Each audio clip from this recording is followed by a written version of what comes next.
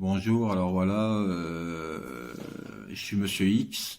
Vous m'avez connu il y a un peu plus d'1 an sur YouTube. J'avais un masque, donc on me voyait pas visage découvert. Mais j'avais fait quelques vidéos à visage découvert pour ceux qui ont été sur ma chaîne qui m'avaient vu.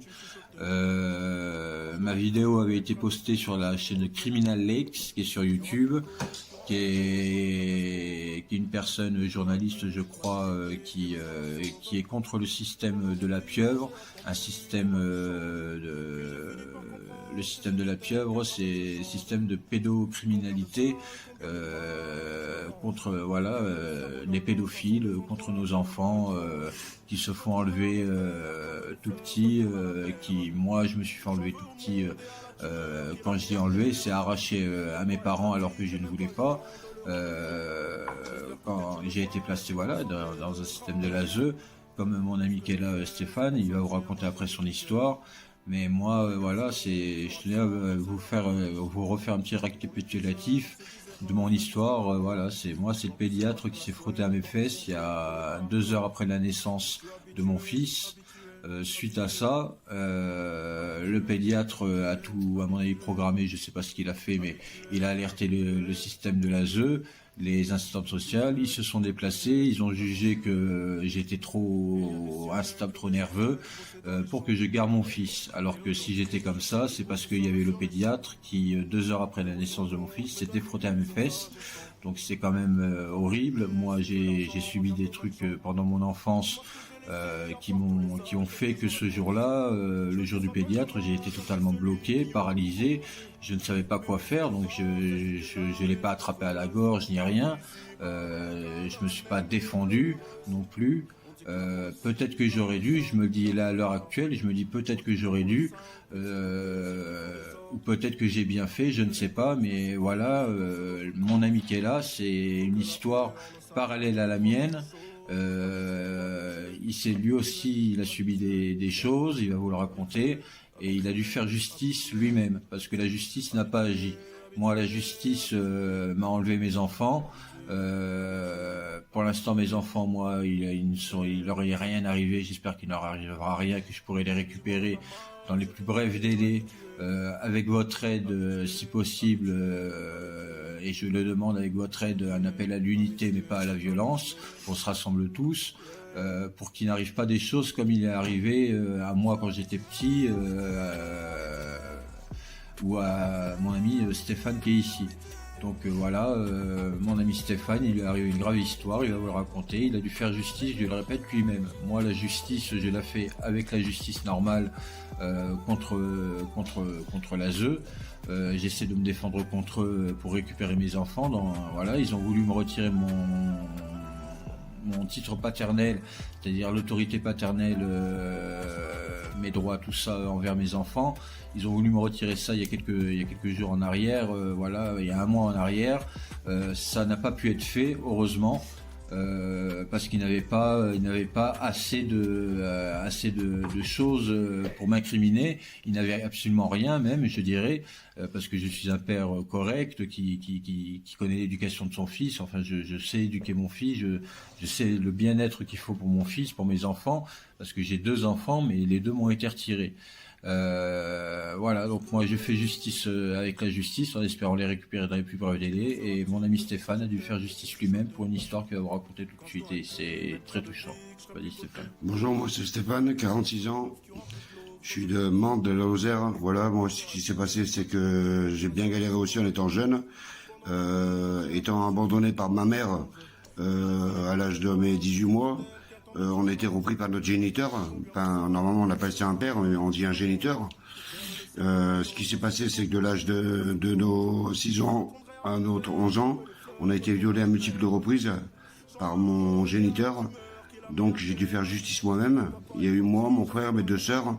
On a tous subi attachés, des copains à lui. Enfin bref, je vais pas raconter tous les moindres détails. Mais en tout cas, voilà, j'ai fait justice moi-même. J'en avais marre qu'ils se prennent à mes sœurs. Une fois qu'ils ont grandi, ils s'en prenaient à ma petite sœur. Donc moi, j'ai décidé de me battre avec lui pour qu'il arrête ses conneries, quoi. J'ai mis des coups de marteau de décoffrage. Je suis tombé en prison. J'ai pris 14 ans, 13 ans. J'ai fait 8 ans et demi sur 12, 8 ans et demi sur 12.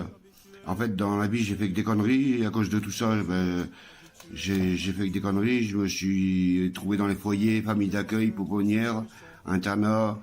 Donc j'ai suivi le mauvais chemin. Après, je suis pas un mauvais mec, mais ce que je veux, c'est que voilà, que justice soit faite. Ma fille, elle est en famille d'accueil. J'arrive pas à la voir. Ça fait 2 ans. Et voilà, j'espère avoir un peu de votre aide et pour essayer de bouger un peu les choses. Sinon, voilà. Maintenant, voilà, c'est fini. C'est voilà. Ouais.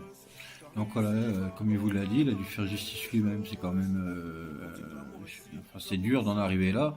Imaginez, comme il vous l'a dit, il a dû mettre un terme à la vie de son géniteur, comme il le dit,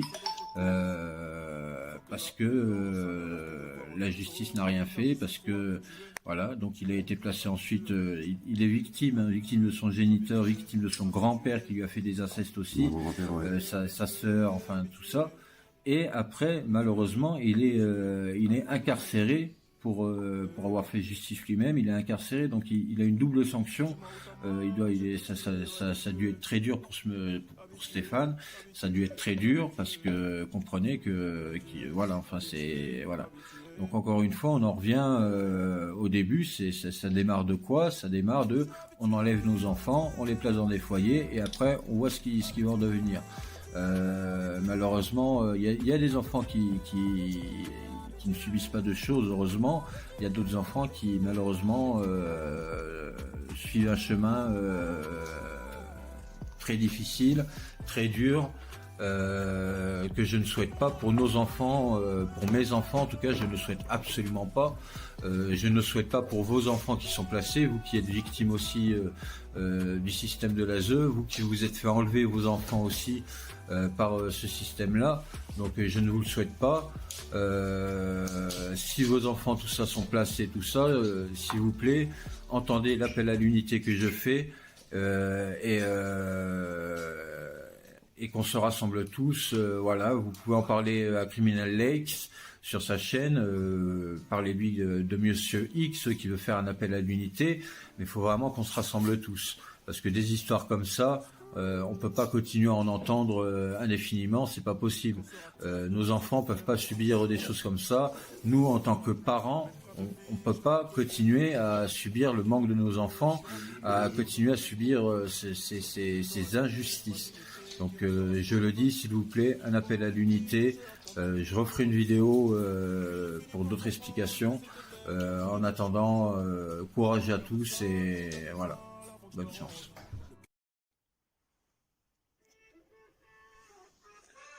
Bonjour, je tiens à me présenter. Je suis Monsieur X. Voilà, je ne dirai pas mon prénom. Si je tiens voilà, à vous faire part de cette vidéo, c'est pour vous expliquer et que vous compreniez et que j'espère avoir de l'aide de votre part, de la part de tous les gens qui verront cette vidéo. J'espère vraiment que, en entendant mon histoire, que mon histoire vous touchera, je l'espère vraiment, et que vous serez tous d'accord pour vous mobiliser et m'aider, car je suis au bord du suicide, je ne trouve plus du tout de raison de vivre. Bon, je commence. Il y a exactement maintenant quasiment 3 ans, à la naissance de mon premier fils, Jamal, né au mois de décembre. Il nous a été retiré dès la naissance, sans même nous évoquer des raisons valables. Ça a été un arrachement pour moi, ça a été un arrachement pour la mère. C'était voilà, ils ont placé l'enfant abusivement, ce que fait très souvent l'ASE, qui est très connu par beaucoup de familles, et il y a beaucoup de familles, notamment, je vous invite à voir le groupe sur Facebook, des gens qui se battent pour récupérer leurs enfants, parce que c'est des gens qui, comme moi, ont subi une injustice. Mon histoire à moi, c'est que le jour de l'accouchement de ma femme, une fois que ma femme avait accouché, nous avons rejoint la chambre, et le pédiatre est rentré dans la chambre et m'a tout simplement demandé de changer la couche de mon petit. Donc bien sûr je l'ai fait. Je me suis mis dans la salle de bain avec ma femme et le pédiatre derrière moi, en train de pour ausculter tous mes faits et gestes, hein, bien sûr. Hein, c'est son boulot, hein, de voir si j'ai les capacités ou pas d'être un père accompli. Moi, j'ai aucun doute là-dessus. Les choses, d'ailleurs, l'ont prouvé. Donc, au moment où je commence à changer sa couche, le pédiatre, excusez-moi, c'est un peu dur à dire, mais voilà, je vais le dire, le pédiatre s'est frotté à mes fesses, a frotté son sexe correctement à mes fesses. J'étais habillé, bien sûr, il a fait ça par-dessus le vêtement. Mais voilà, il a frotté son sexe à mes fesses, ça m'a totalement déstabilisé. Je lui ai pas sauté à la gorge, parce qu'il y avait mon fils quand même, qui venait de naître. Et de plus, j'ai déjà subi ce genre d'agression, mais en plus sévère, en plus sérieux, quand j'étais plus jeune. Donc je me suis retrouvé en quelque sorte paralysé, sans savoir quoi faire. Dans ma tête, la seule chose qui résonnait, c'était change la couche de ton fils, fais ça au plus vite et va le mettre en sécurité. Et mets-toi en sécurité. Malheureusement, le pédiatre s'est pas arrêté là. Et je me suis décalé, ma femme s'est décalée aussi, pour finir de changer la couche de mon fils. Et au moment de continuer à changer la couche de mon fils, le pédiatre s'est remis derrière moi, à nouveau. Et pour la deuxième fois, s'est refrotté à mes fesses. Pour une deuxième fois. Là, j'étais totalement paralysé, bloqué, voilà. Heureusement, j'avais fini de faire la couche de mon fils. Et je savais même pas quoi dire à ce pédiatre. Donc j'ai tout simplement, enfin c'est ma femme qui a réagi à ma place. Elle lui a dit tout simplement, mais vous faites quoi, mon mari? C'est très dur pour une femme de voir son homme avoir ce genre de choses, quoi, surtout en la présence de notre bébé. Mais tout était calculé, tout était calculé. Vous allez comprendre pourquoi. Malheureusement, voilà, ma femme lui a dit, qu'est-ce que vous faites à mon mari? Le médecin, vous savez ce qu'il a répondu? Il a tout simplement répondu, si c'est de l'argent que vous voulez, vous n'en aurez pas. Et mon geste, prenez-le, c'était comme un signe fraternel. Frotter ses fesses, son sexe à mes fesses, c'était un signe fraternel. Il n'est pas dingue, ce médecin? Il n'a pas eu d'éducation, il sait pas ce que c'est le viol, il sait pas ce que c'est, enfin, je sais pas, il est pas né de la dernière pluie, il est pas bête, quoi, hein, voilà, vous m'avez compris. Donc, qu'est-ce que ça a engendré tout ça? Eh ben, les infirmières m'ont trouvé agité, m'ont trouvé un peu colérique, et suite après ce que le médecin m'avait fait, j'ai pris la décision tout simplement de sortir de l'hôpital le soir même avec mon bébé et ma femme, parce que je voulais les mettre en sécurité. Je pouvais pas, moi, rentrer chez moi avec ma femme à l'hôpital et le bébé en me disant qu'il y a un taré comme lui qui pourrait faire tout et n'importe quoi. On vit dans un monde où on ne sait pas ce qui peut arriver, hein, c'est vrai. Hein. Mais vu que j'avais déjà eu une petite idée de ce que lui était capable de faire, le médecin, je me suis dit non, jamais je laisserai ma femme toute seule avec ce pédiatre, c'est pas possible, ce n'est pas possible. Ma femme, je l'aime trop, j'aime trop mon fils pour les laisser en danger. Donc pour moi, la meilleure chose à faire était d'oublier ce qui venait de se passer, même si c'est très dur à oublier. On peut apprendre à vivre avec, mais pas oublier.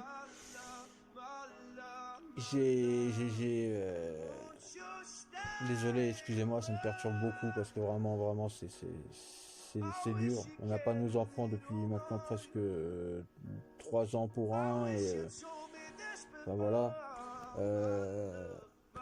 J'aimerais vraiment que vous compreniez vraiment l'importance de cette histoire et l'erreur vraiment qu'il y a eu. C'est que s'ils m'ont enlevé mon enfant, c'est pas pour des raisons valables. La raison pour laquelle ils m'ont enlevé mon enfant, c'était parce que j'étais apparemment dangereux pour mon petit. Suite à la demande que je leur ai faite le soir même de l'accouchement. J'ai demandé à rentrer à la maison. J'ai même été plus intelligent que ça. J'ai dit, il y a des familles qui rentrent le soir même de l'accouchement, ça arrive. L'infirmière m'a répondu oui. Donc j'ai dit, bah s'il vous plaît madame, nous souhaiterions rentrer chez nous. Voilà. J'ai fait mine blanche, je lui ai pas dit ce qui s'était passé avec le médecin. Je reconnais, c'est peut-être une erreur que j'ai faite.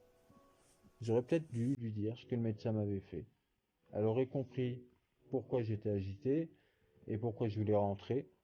Eux, non, ils m'ont pas posé cette question. Ils ont pas posé pourquoi vous êtes comme ça, pourquoi vous voulez rentrer aussi vite, dites-nous pourquoi. On voit que vous n'êtes pas bien, monsieur, dites-nous ce que vous avez. Ça aurait permis qu'ils connaissent ce qui s'était passé et qu'ils voient que mon comportement était tout simplement un comportement d'un père qui voulait protéger son enfant et non le mettre en danger. Déduction. Vu que eux, les infirmières, ont déduit que moi je voulais mettre mon enfant en danger en le ramenant chez moi le soir même, ils ont tout de suite appelé l'ASE. Allô l'ASE, s'il vous plaît, venez chercher, il y a un bébé à placer de toute urgence d'un père instable avec un comportement violent. J'avais pas de comportement violent, j'étais tout simplement outré et pas violent du tout, même pas verbalement. J'ai réussi à garder une sérénité que même moi je n'arrive pas encore à me l'expliquer. Mais voilà. Alors qu'il est, donc, eh ben, mon fils, j'ai pas eu le choix. 2 heures après la naissance, ils nous ont enlevé notre fils. Ils l'ont placé. On a des droits de visite. Voilà. Voilà. Ce que j'aurais dû, mon regret, c'est de ne pas avoir, parce qu'il y avait même les policiers à la porte de l'hôpital. Ils avaient tout prévu. J'aurais dû garder mon calme, comme je le faisais, et tout simplement prendre un policier, insister vraiment pour que le policier m'écoute et aussi que je puisse rattraper l'infirmier, le pédiatre, et que je puisse discuter de ce que le pédiatre m'avait fait devant le policier. Ça aurait été la meilleure chose à faire, et à ce temps-là, j'aurais eu mon fils. J'aurais pas été dit comme quelqu'un de nocif pour mon bébé parce que je le ramenais le premier soir chez moi. Et il n'aurait pas été placé par l'ASE. Voilà. Malheureusement, voilà, je pouvais pas anticiper ça. Avec ce qui s'était passé tout ça, j'avais qu'une envie, c'était de rentrer chez moi. Donc ils ont accepté que ma femme rentre, ils ont accepté que moi je rentre, mais par contre le bébé, non, il ne rentre pas. Ok, d'accord, très bien. Allez-y, c'est pas fini, on n'en restera pas là, c'est ce que je leur ai dit.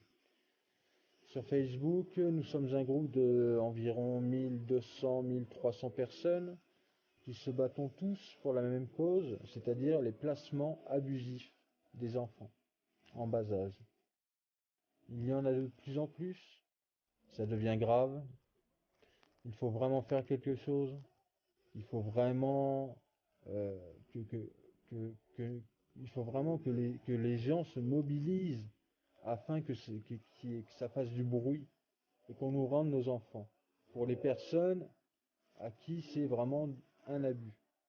Moi, je veux dire, là, je suis dans mon appartement à moi, c'est une pièce, je peux pas accueillir mon fils et ma fille ici, oui, parce que j'ai une fille qui est née un an après, et ils nous l'ont retiré, pareil, directement, pour les raisons équivalentes, les mêmes raisons.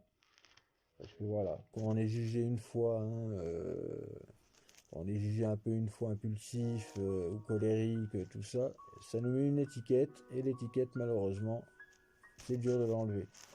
Donc moi, je suis tout seul, j'ai que ma femme avec moi, elle est là, voilà, toute triste qu'elle est.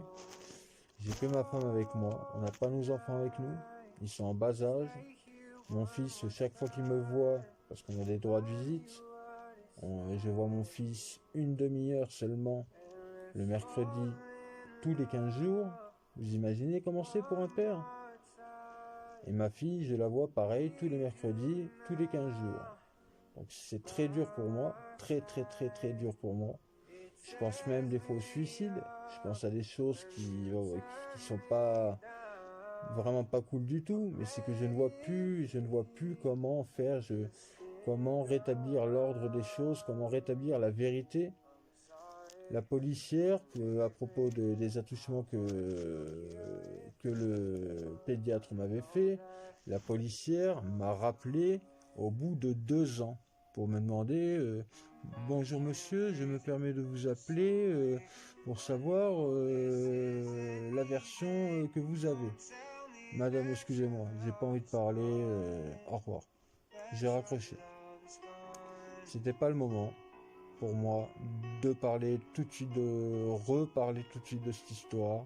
Il fallait encore voilà, que je respire, que j'apprenne à contrôler cette histoire qui m'est arrivée et qui a eu un effet boule de neige sur la famille plus fort que la normale.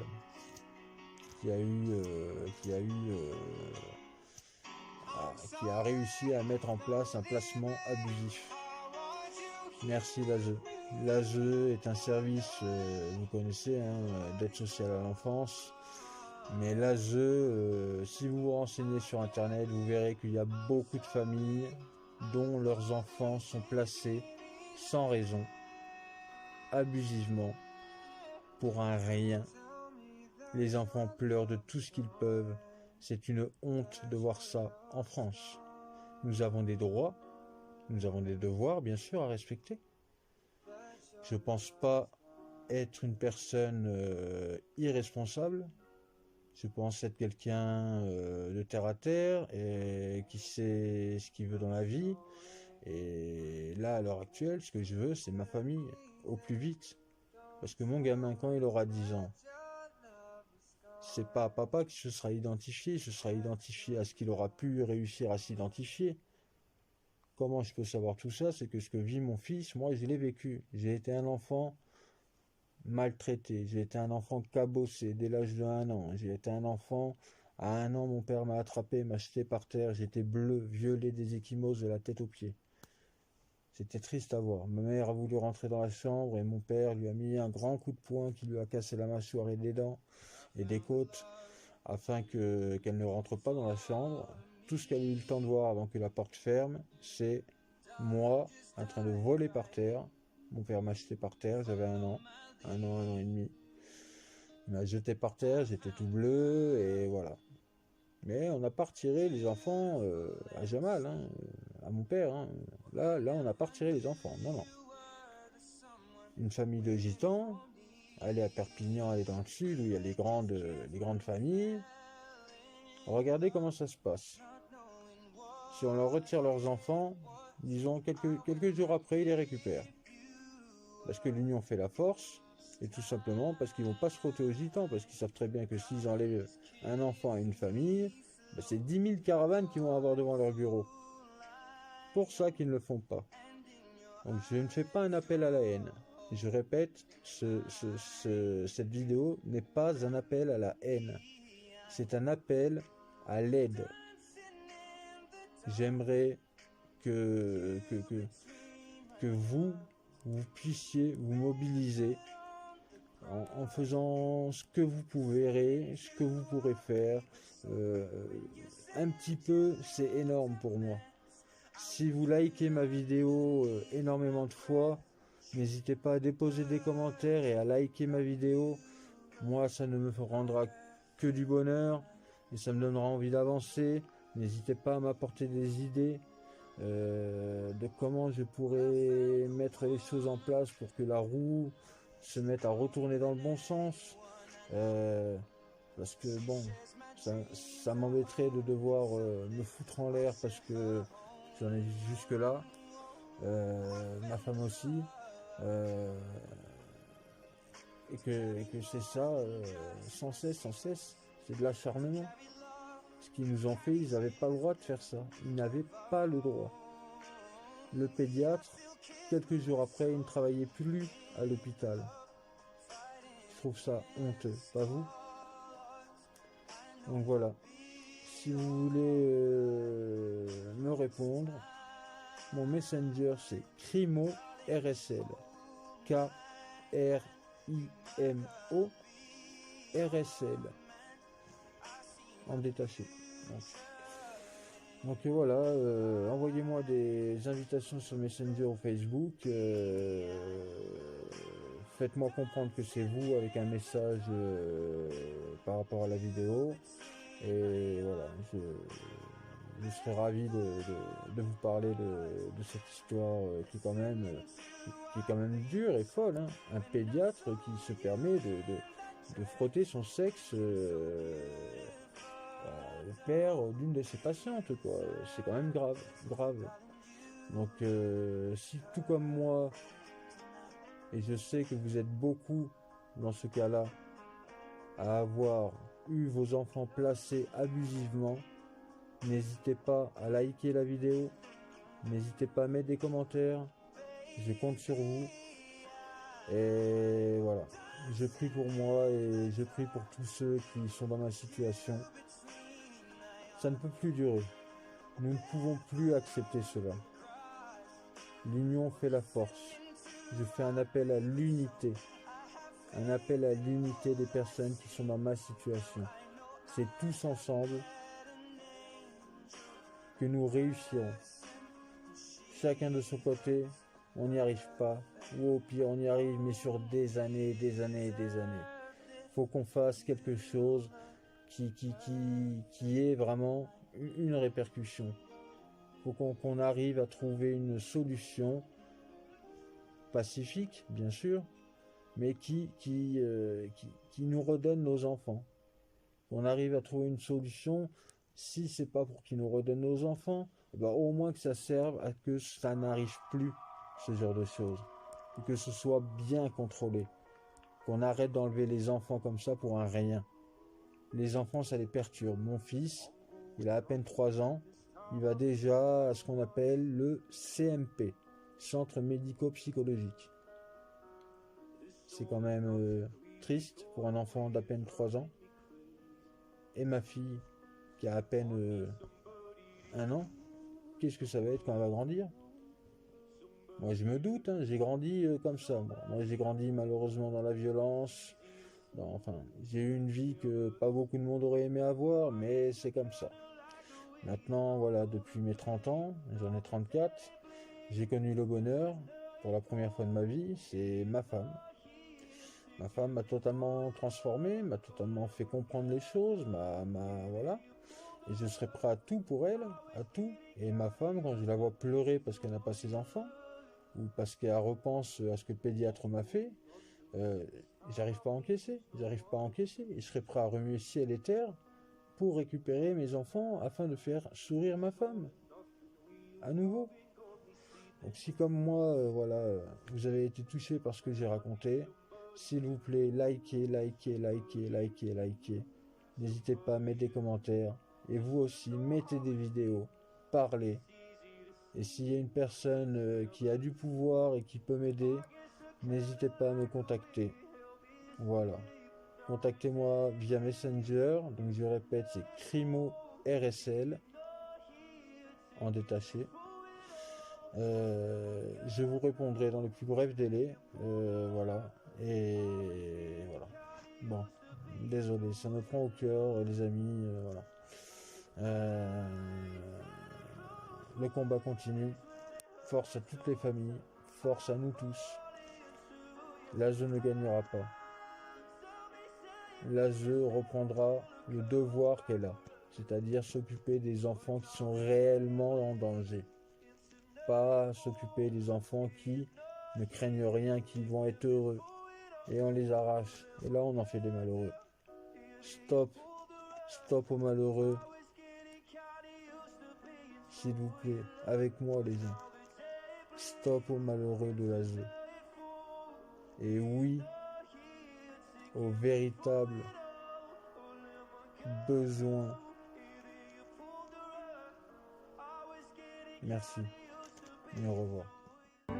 Pour stopper la pieuvre pédocriminelle composée majoritairement de membres de l'aide sociale en France et de magistrats, affirmation garantie 1 milliard de %, il faut premièrement imposer la condition sine qua non qu'aucun enfant ne soit privé de ses parents si ceux-ci au préalable n'ont pas été condamnés pénalement pour des actes omis sur leurs enfants. Deuxièmement, que tous les dossiers soient remis à leurs parents. Troisièmement, que toutes les audiences soient rendues publiques et enregistrées. Pour stopper les crimes contre les enfants, demandons les audits externes de l'aide sociale en France et de tous les dossiers de magistrats impliqués dans des séquestrations illégales qualifiées de placement. Pour faire cela et le plus grand défilé anti-pédo du monde, inscrivez-vous à criminalix@outlook.fr ou au 06 03 94 76 41. la pieuvre pédo sera ainsi démantelée. Merci à vous.